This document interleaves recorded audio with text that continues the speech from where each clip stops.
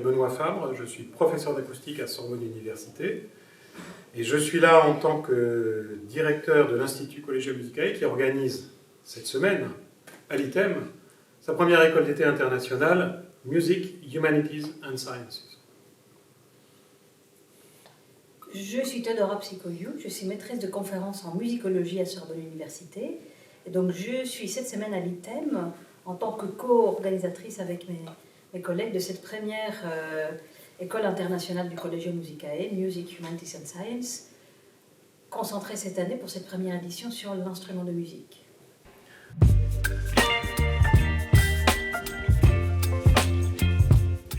Alors l'instrument de musique, c'est le thème qui en fait nous amène directement en lien, en collaboration pour organiser cette école d'été avec l'ITEM. On parle d'instruments de musique avec des regards différents, un regard de musicologue, un regard d'acousticien, mais aussi le regard de l'instrumentiste, et enfin le regard du facteur d'instrument, et c'est ça qui nous amène à l'ITEM.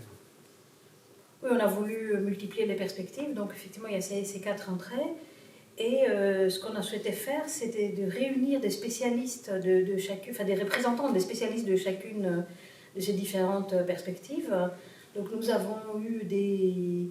de joueurs d'instruments, de musiciens de carrière, spécialistes de vent et cordes pensées, des musicologues multipliant là aussi à l'intérieur plusieurs perspectives,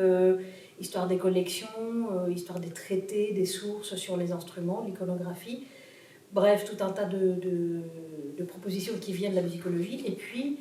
l'acoustique en essayant aussi de produire des notions sur ces disciplines-là pour un public, et puis des facteurs d'instruments avec la mise en place de plusieurs ateliers, enfin de 2 ateliers d'ailleurs principalement, qui nous ont permis de mettre vraiment la main et de toucher à la facture. Et là, effectivement, l'ITEM, c'est le meilleur endroit pour le faire.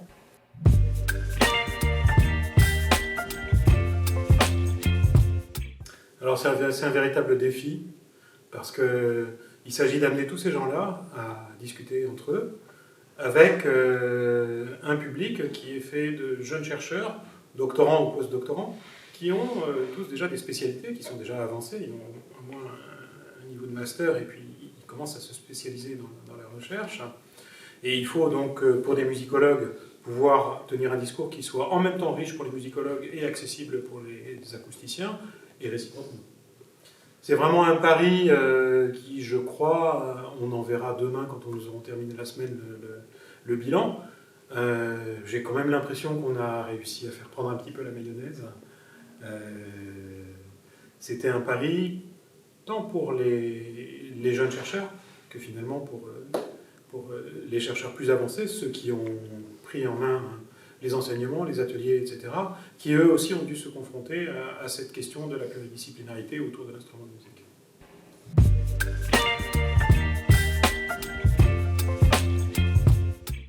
Je pense que on va retenir l'ensemble de choses de ce qui s'est passé. Simplement, effectivement, je mentionnais les ateliers parce que c'est la chose qui sort un petit peu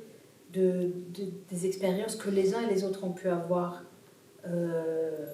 habituellement. Mais il est vrai que notre pari, en tout cas nous on était un petit peu inquiets, c'était une vraie question de savoir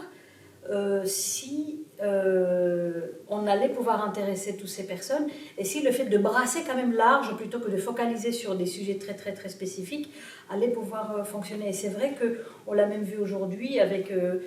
au fur et à mesure que les différents ateliers, conférences et leçons se succèdent, comment ça prend forme et ça devient en tout cohérent, qui génère des questionnements plus que faire vraiment un tour exhaustif des questions, parce que là on n'a pas le temps en une semaine de puiser l'ensemble des connaissances possibles sur l'instrument de musique, mais qui donne cette impulsion pour aller après soi-même voir plus loin. Et probablement, tu as raison, c'est autour de ces moments d'atelier qui sont partagés, qui sont des moments où que les jeunes chercheurs soient plutôt des acousticiens ou des musicologues, ils partent avec, effectivement les uns comme les autres avec a priori très peu d'expérience. C'est peut-être aussi là que se sont faits la plupart des contacts, c'est peut-être aussi là qu'on a commencé à créer ce que nous souhaitions. Finalement, c'était un petit peu notre objectif ultime, que de créer une communauté des jeunes chercheurs qui puissent par la suite continuer à travailler entre eux. On a une représentation internationale très forte et le souhait, c'est vraiment qu'ils aient identifié les différentes compétences, à toi, tu es un spécialiste de ça, c'est quelque chose qui pourrait être intéressant dans mon projet et que ça puisse nourrir vraiment le dialogue. J'espère en tout cas, au-delà